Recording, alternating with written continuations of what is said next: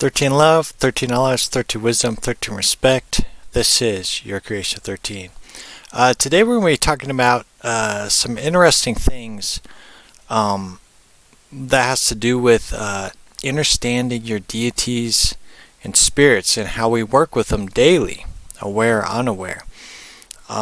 This is very important to understand this stuff because there's just so much confusion that surrounds working with deities and being fearful of working with deities. Just saying the word deities brings fear into people or in confusion because if you're part of a religion based set, you have deities that surround that religion, right? Deities that surround that religion. And it gives you a structure, it gives you a foundation to work around. However, it also creates selectiveness and a state of limitations that surround that, because if you ever go outside that box of that religion, then you're persecuted by the people that surround you. You are defriended, you are cast out of that set church or religion that you started in. And it's very sad on how that has worked throughout the decades, throughout the hundreds and hundreds of years to this very day. And people are becoming aware and awake to it, but it's also having people fall away from their spiritual foundation, right? Because at the end of the day, working with deities, you want to be working with the good ones, right? And you want to be surrounded by the deities of healing, of helping you and restoring you and keeping you safe and protected at all times. People fall to the ways of the world all the time. And despite what people learn, religion is part of the ways of the world. Christ taught us that. That you're not going to be finding God through temples and buildings, churches. You're going to find the Creator in here, within you. Right? That's what Christ said. Christ said to go within to find me. So there's a lot of the mysteries have been distorted and lost, right? Christ's teachings are plain as day. It's in there. You just got to read it. You got to just not listen to the teachers, but listen to the inner teacher within you is key. So we're going to go ahead and get started on this and go from there. This is pretty fun to create. So understanding and overstanding deities/spirits and how they work. The basic foundation. I could write a thing and it would take hours. So this is just the basic foundation. Each of us work with deities/spirits daily, aware or unaware. If we can truly understand the mechanics behind these deities/spirits, the whole world would change physically, spiritually, and mentally. And man, is that the truth. And the ancient ancestors taught us these things, but it has definitely been lost. The current deities publicly worshipped today is God, Satan, Jesus, the Holy Spirit, Mary, angels, and demons. And of course there's also Buddha and things like that. But these are the main ones that are taught today. And people always say, well, the Holy Spirit is God helping you, is Christ helping you, right? But digging deeper into what that Holy Spirit is, that Spirit is spirits that help through healing, restoration, and to help you make you awake, get your spiritual eyes intact on what's going on around you, is key. These deities are only 2,000 years old. True facts, look it up. And a known fact, aware or unaware, this is the one world religion that was created by the Catholic Vaticans with their instruction manual called the Bible. Research is key. Research it. Don't take my words for it. It's out there. And with that being said, despite these deities only being 2,000 years old and created by man, does not mean that these deities don't have powers. They do now, right? Because humanity has given them a power. And it gets very, very interesting and makes you become more aware that as a collective, with our spiritual energies as a collective, we can manifest deities to help and harm humanity, right? And hopefully you're on the helping side when working with these deities. With this awareness, should this change your belief, faith, and chosen religious titles? No, it should not, because without exploring, understanding, studying, and practicing, you will open the doors to the multi-levels of the spirit realms and deities that live in there. But be aware, once you open those doors, you will have spiritual sight of good and evil, an eye to see, and frequency waves, ears to hear. It's so very important to understand the foundations that you come from. A lot of people who are on a spiritual journey or who have had spiritual awakening have a religious background. Mine is Christian. Right? Christianity was part of my household that I grew up in, right? And before I knew what religion was, I always felt that there was a presence, a deity that was always there guiding me and protecting me, right?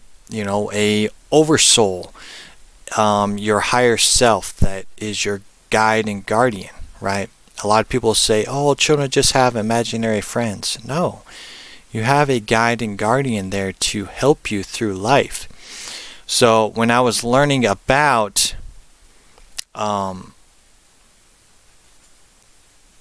religion, learning about Christianity and the Bible, learning about Christ, I identified Christ with the deity that was guiding me through life as a child. And just put it together as a whole. It made sense. And to this very day, I still have those foundations. And you should never lose those foundations, because you can get lost in all this stuff, right? We're in a state of curiosity and discovery, right? Humanity is in a place of being awakened and realizing, that our true history has been destroyed, it's been covered up, it's been lost, and it has hurt so many generations into a curse that they can't break out of, right?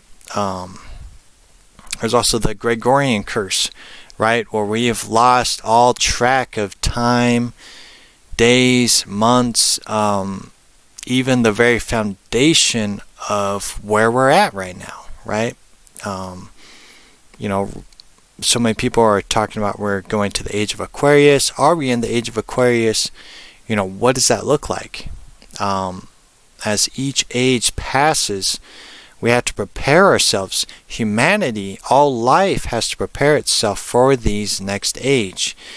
That happens because there is a reset with each age that happens. So currently we're at the end of an age, the end of days, from being in Pisces and going into Aquarius, and there's going to be drastic changes. And with that being said, your foundation will get rocked, but if you keep your faith in Christ, with the Creator, things like that, it will help you spiritually help you on the way. But if we can understand on how these deities work, more than one, we'll have a spiritual army that will protect us through these challenging times. Communicating with deities is simple. Basically, you're summoning them to aid you in life through trials, tests, and helping others. If you choose the path of purity,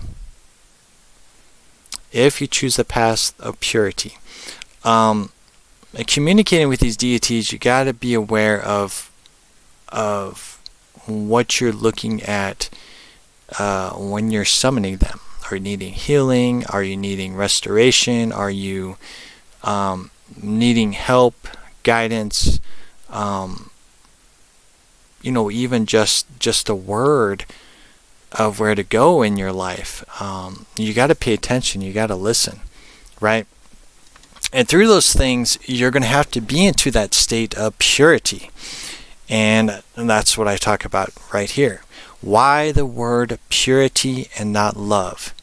So many people say, well, it's all about love. Love your neighbors, love yourself, things like that. Even I say, love yourself and keep shining bright is key for sure, right? Because there's foundations of love there, but it's also distorted.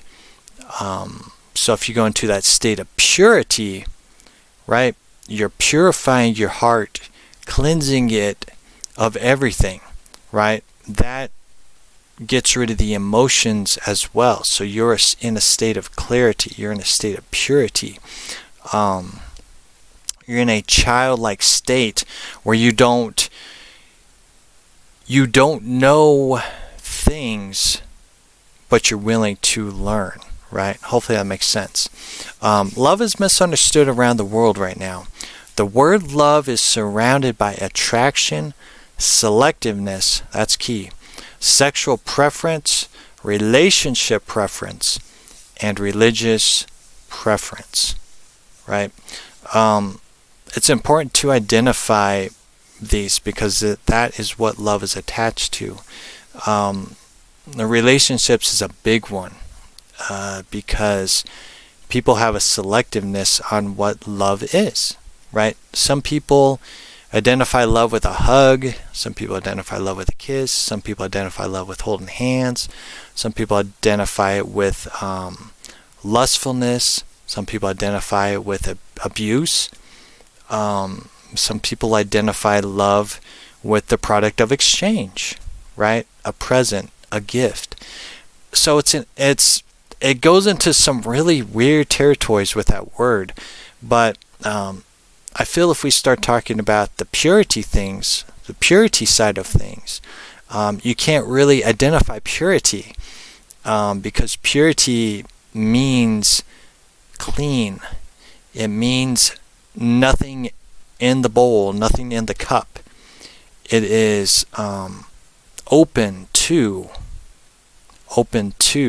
possibilities, and that's key right there. That's definitely something I'll be discussing in the future because that just popped up as I was writing this as a whole. Purity, here we go. Purity is a state of clarity, surrender, and release. Emotions are not attached to purity. This is very important to understand and overstand. To get to a purity state or a trance state, that's key, you must let go of everything you think you know. That is key. You must let go of everything you think you know. This leads into the process of exchange/offering. And this is where a lot of people get confused when they go into a praying state, a meditation state, is they already know what they're wanting to look for. They already know what they want to ask. And that is not a pure state of being. You have to surrender. You have to allow things to flow through you. Because if you already have a state of expectation, you're already blocked to receiving. right? You're already brought to receiving. That's why the state of purity is key, because your cup is empty. You're willing to download information, so then you can kind of work through it, allow the Spirit to move through you, right? They say, hey, allow the Holy Spirit to move through you. You're going to allow the spirits to move through you to help you, to cleanse you, to give you a word, to give you an answer or more questions too. Man, so many questions. So again, this leads us to the process of exchange / an offering. And this is something I've been researching a lot lately, with the Sumerians, and this little bag here. And this gets deep. Like, I've been doing a lot of research with this bag, and all these cultures have this bag symbolized within the walls, right? It's so very important to study and research what is in stone, because this is our ancient ancestors. Reading transcripts, like in paper or whatever kind of other kind of fabric they used, it gets very touchy. It's not old, but things that are in stone is something that we got to pay attention to, because these cultures are trying to tell us something. Humanity has tried to interpret what's being said, but sometimes you got to just sit back and observe what's being shown here. And this is very fascinating to me, because we have a human figure over here, and then we have an eagle figure over here, right? And most people say, oh, this human just had a eagle mask on. Well, I don't think that's the case. I don't. And I'll definitely be talking about that as well, because there's something to this that's very mind-blowing. But at the middle of this, you can see this bag here. This is the product of exchange, exchanging information, or an offering, right? And there's a lot of other symbolisms. A lot of people really pay attention to this pine cone, going, oh, it's the pineal gland and things of that nature. Well, it can be, but it's also the process of exchange. So if you're exchanging to open your pineal gland, which leads to the spirit realm, well, of course, we definitely got something going on. And we got this watch here that definitely has something to it. What, I don't know, but we're just focusing on the process of offering / exchange. The process of exchange / a offering. When you pray, perform a ritual, or simply ask for something, this creates a spiritual contract with the user and the deity or deities, more than one. You can ask for healing, a sign to help or harm others, ask for physical things or spiritual abilities. Deities / spirits will be attached to these. Be aware of this. Deities / spirits will be attached to these, good or bad. And this is called spiritual entanglement that can be good and can be seriously harmful. Let me say this again. This is called spiritual entanglement that can be good and can be seriously harmful. You don't play around with this stuff. So you need to be aware and very clear on what you're asking for, right? What you're asking for through these rituals, right? No matter what, you're performing a ritual, right? Despite what teachers teach, you're performing some kind of ritual. When you pray, that's a ritual. You are bringing your hands together, and this allows you to bring your energy together, right? Each finger is an energy current that goes into different hand techniques that bring different energies, right? Not expert in it, still studying it, but it is different energy frequencies, and you summon beings in this way, right? It's very, very interesting. And you get into a setting when you pray, when you go into a meditation state, right? You can be in the dark, you can be outside at night, you can be outside during the morning, during the day, and during the evening, right? There's certain set time frames that these deities come out, right? We don't understand this. It's been lost. That's something I'm going to be exploring into when springtime hits, is understanding how this stuff works. Because, me personally, I've felt different deities that surround the night, that surround the morning, that surround the noontime, that surround the evening time. There is different frequencies and waves, and also through the seasons, through where the star constellations are. I think there's so many different spiritual houses that take place all the time, right? It sounds very complex, and it is. So that's where you have to really understand, if you're doing the simplicities of exchange and / an offering, you're just asking for simple things like you needing healing. Well, yeah, what's going to heal you? The sun, right? Christ said, "I'm the way, the truth, and the life." So with that being said, you can view that in two ways. You can either view it from a religious perspective, or you can do some research and learn who the Son of God is, right?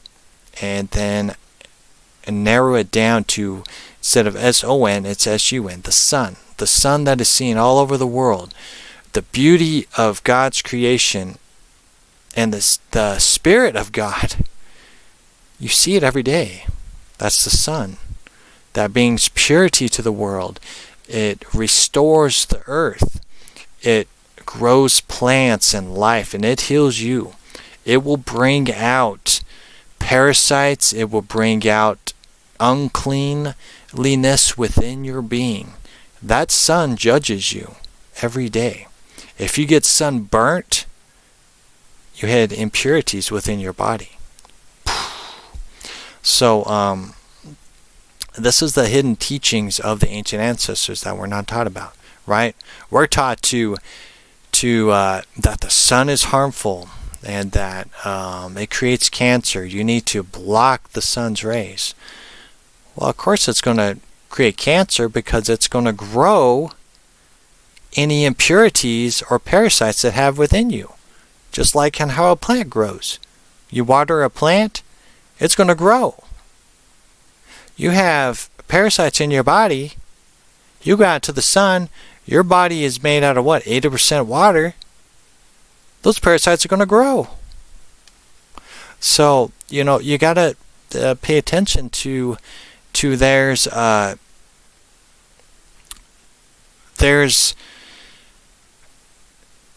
there's simple the things in life that we're not taught, but it can help heal us and restore us, so we're not having to rely on humanity to help us, but we can rely on the deities to aid us, right?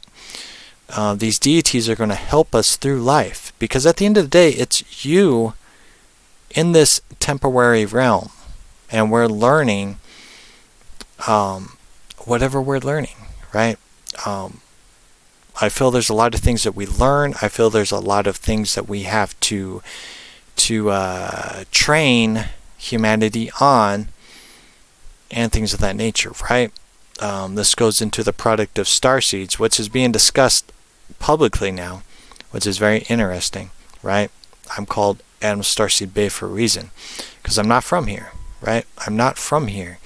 I'm visiting here for a reason, to present this stuff to you guys, but also still learning, because we're in a state of amnesia, right?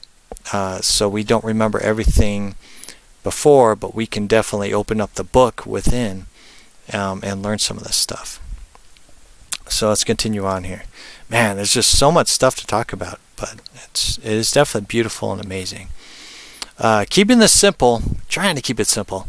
It has never been about the names, but it is about the job titles of these deities. Sadly, the original names have been hidden and lost to the public.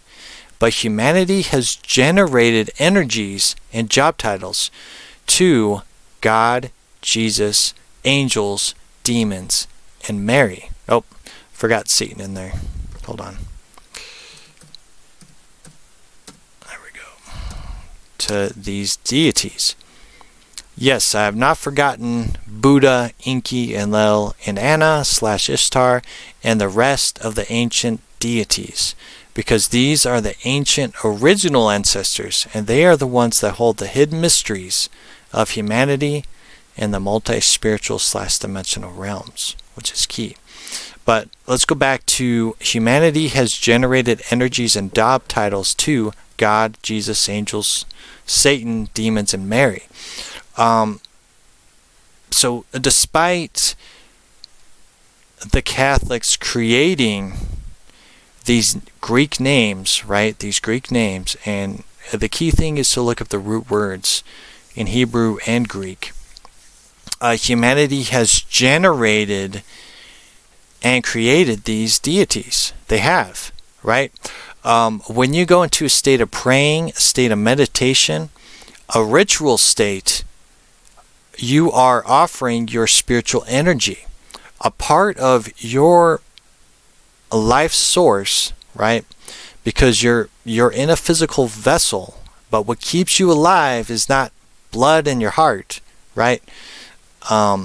It's your spiritual energy. And if your spiritual energy depletes, you get sick.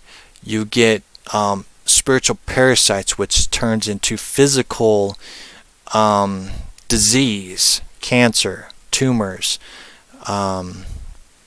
things of that nature.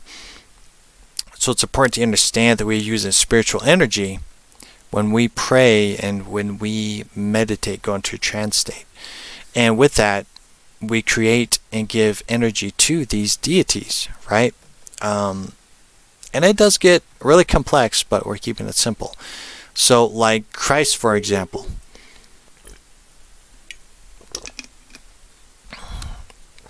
Christ is known for healing, restoring, helping you out through hard times in your life. You feel the presence and energy of Christ when you summon Christ, right? When you're summoning the deity, right?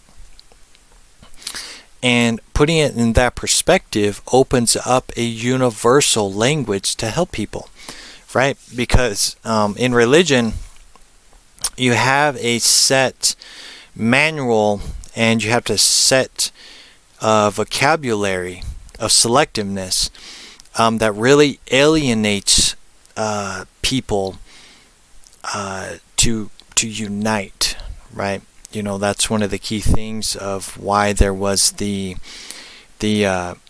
Christian Crusades, why there was the Dark Ages, was because of this knowledge of the abilities of the deities and the seriousness of working with these deities as a whole. So, because it gave individuals a state of power during this time, because this used to be a magical kingdom of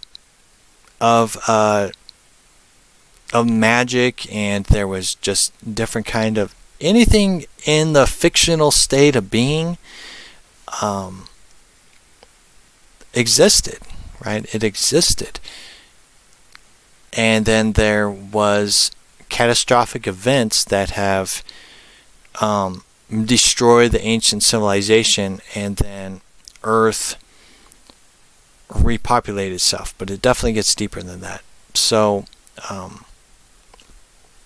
that's what the Christian Crusades and stuff was because they wanted to get rid of everything, because the world was in a state of chaos because they were working with deities. These gods Odin and Thor and all these were real beings, and people were using them, and it was in a state of chaos on this world. So what better way to just start over than just to get rid of everything, right? But you still had to work with some kind of deities, which is why these deities were created, to keep it simple, but to also keep us hidden and in the dark as well. Because, while I think in some ways it was probably a good thing that it was created, it's also a very bad thing, because now we're in a state where we have lost all touch with nature, right? Because nature is the very foundation of life and where everything happens spiritually, right? Because we live in a physical realm, and people are stuck in a physical realm. People are stuck in playing as an actor and choosing their persona of choice to go out into the world. There's no spiritual involvement at all. It's just a physical persona that generates people through life. And when you are spiritually in tune, that's going to hurt you a lot, because you're dealing with zombies, basically. You're dealing with people who are only of the flesh and not of the spirit realm. So there is a conflict of interest there at the end of the day. That's why it's important to understand those elements and make sure you're not that you're not living from the flesh, but you are exploring into the spirit realms and having a basic understanding of how these deities work to help you through life, through healing, through spiritual exploration and things of that nature as well. Practicing through meditation, praying, a trance state, and rituals the correct way. There is a correct way to do rituals. Rituals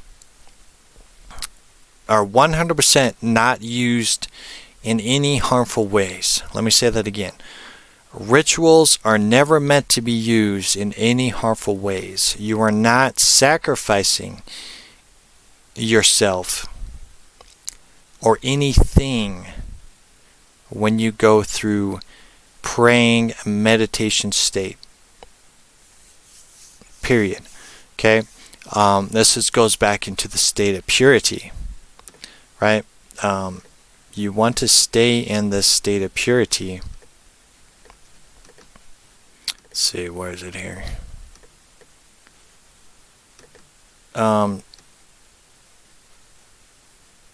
You want to stay in a purity state or trance state. You must let go of everything you think you know, right? To keep in that state of purity, it's going to allow you to not be succumb or a victim to negative deities that may come along your way, right? Because we're dealing with the spirit realm. We're dealing with deities, and when you open yourself up, and key thing is here, you're always open. You're always open. Spirits go through us all the time, right? Something that I've been observing lately, and I forget who I was watching. There was somebody I was watching, and they said when you yawn, that means a wandering spirit has walked through you. So it could be an old spirit, just a spirit that's just moving along. And it was like, oh, hey, I'm in a physical vessel. And then it awakens itself, right? Your vessel has allowed that spirit of wanderness to be awakened, right? And then that soul leaves. But sometimes the soul stay in you. And it's like, oh, hey, I got a free home. I can experience some things now. Yay, because it was a wandering spirit. So you got to make sure that you clean out your vessel all the time. So when these wandering spirits come in you, you release and let go. That's something that I've been practicing for I think for over a year.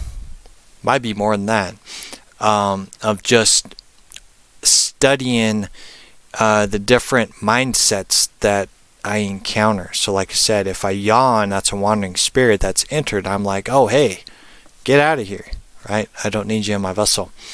And different thought patterns that pop up. Be like, oh, hey, is this a good one? Is this not a good spirit? And then let go, release, right?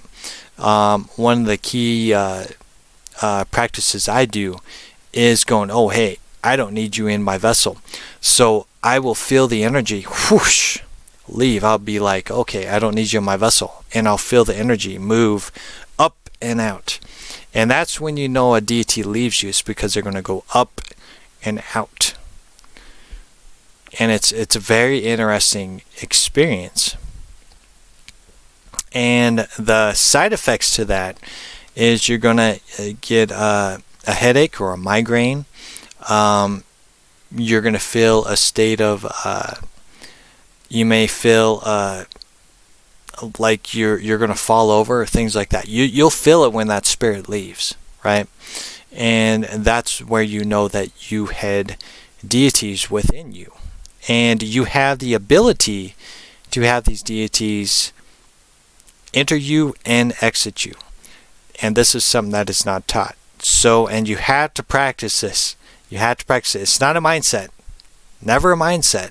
You have to get out of that mindset, and you have to practice how energy flows through you at the end of the day. So that's definitely another teaching as well. You will discover these deities/spirits. This is not a game. I repeat, this is not a game. It's not a game. You're playing with spirits, but to be aware of this stuff is going to help you in the long run. Humanity has made it a game with your soul on the line / spiritual entanglement. And a lot of times people will say spiritual entanglement's bad. No, you're always going to have cords out. You have spiritual anchors, both good and bad, out there, right? If you're married, you have a spiritual cord. Always. If you sleep with somebody, you have a spiritual cord. So if you're a person that sleeps around, you're going to have a ton of spiritual contracts that you're attached to.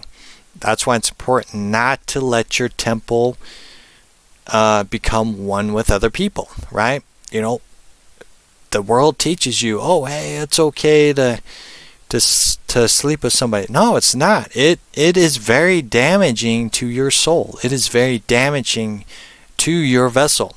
And you wonder why bad things happen to you? That's why. That is why.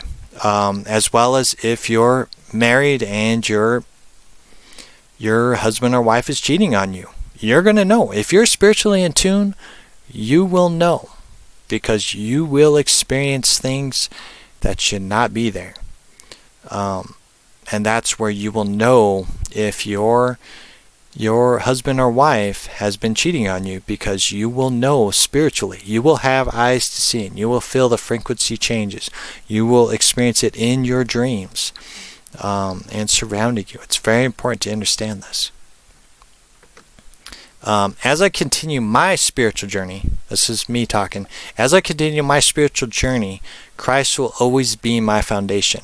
No matter what I discover, through research, exploration of the spirit realms, and the changing and structuring of the world. And that is huge right now. You can see it. Your religious / spiritual foundation is a safe place to return to, as long as that religion did not cause a state of harmfulness, okay? Let me be clear on that, because there's definitely religions out there that cause a state of harmfulness. So you may want to reconsider your foundation. But it is, as a whole, a safe place to return to if you get lost or confused by the ways of the world. A offering is different than worshiping, and this will be discussed in the future. And that's very true. This is something that is stated right here between worshiping and an offering. Revelations 22:8-9. I, John, am the one who heard and saw these things. And when I heard and saw, I fell down to worship at the feet of the angel who showed me these things. But the angel said to me, do not do that. I am a fellow servant of yours. Key word, fellow servant of yours, and of your brethren the prophets, and of those who heed the words of this book. Worship only God. Okay, key thing, worship only God. So when you're in a state, when you're talking to these deities, you're in the product of exchange. You're not there to worship.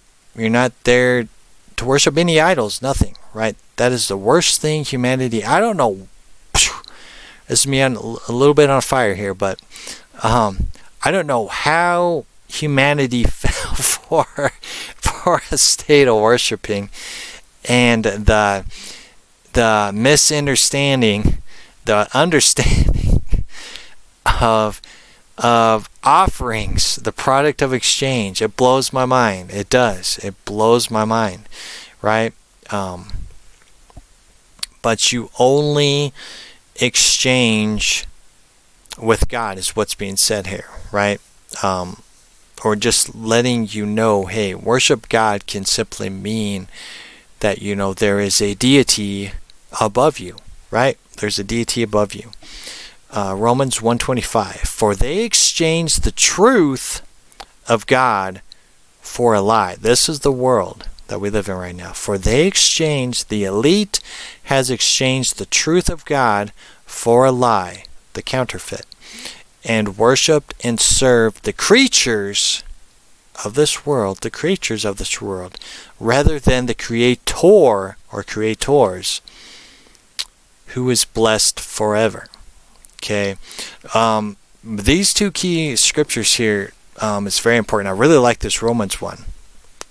It says right here, for they exchange the evil ones and those who just lack knowledge and wisdom of the spirit realm, exchange the truth of God for a lie, our ancient ancestors, and worshipped and served the creatures of this realm rather than the creators, right? It's so very important to understand this. The Bible is so huge on, and religion is huge on worshiping, right? That we have deities above us. Yeah, we do, right? We got oversouls that surround us. But understanding those elements, right? The oversouls or the multi-levels of those realms, right, has an effect on us. But we also have the effect and authority to guide them too, because they are still going through trials just like we are.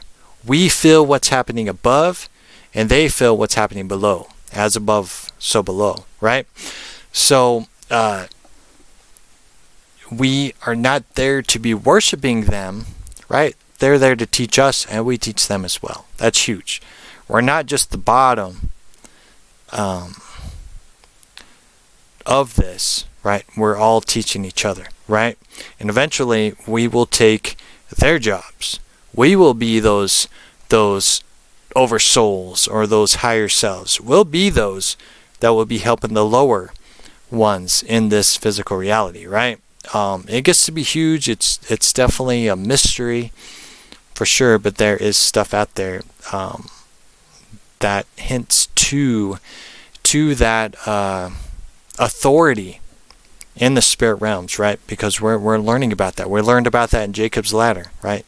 Just read up on Jacob's Ladder, and it tells you about the ascending, descending way in how things work, right? It's so very fascinating. It really is.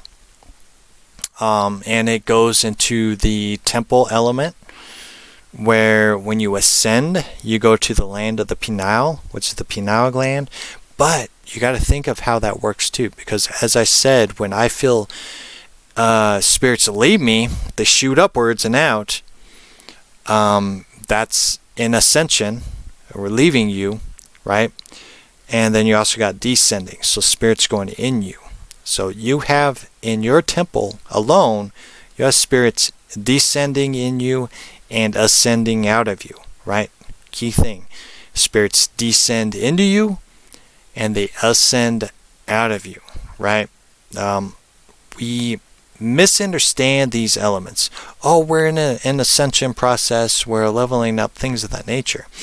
Well, what does that mean, right? What does that mean? It means that we are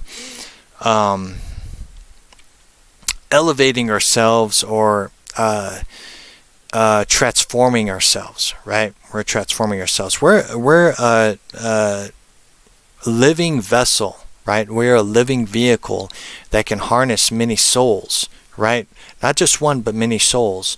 And it's my belief, because I don't know, and key thing is I don't believe in anything, but when you learn the mechanics, you're in that belief element, right? Because you don't know how it works or the truth behind it.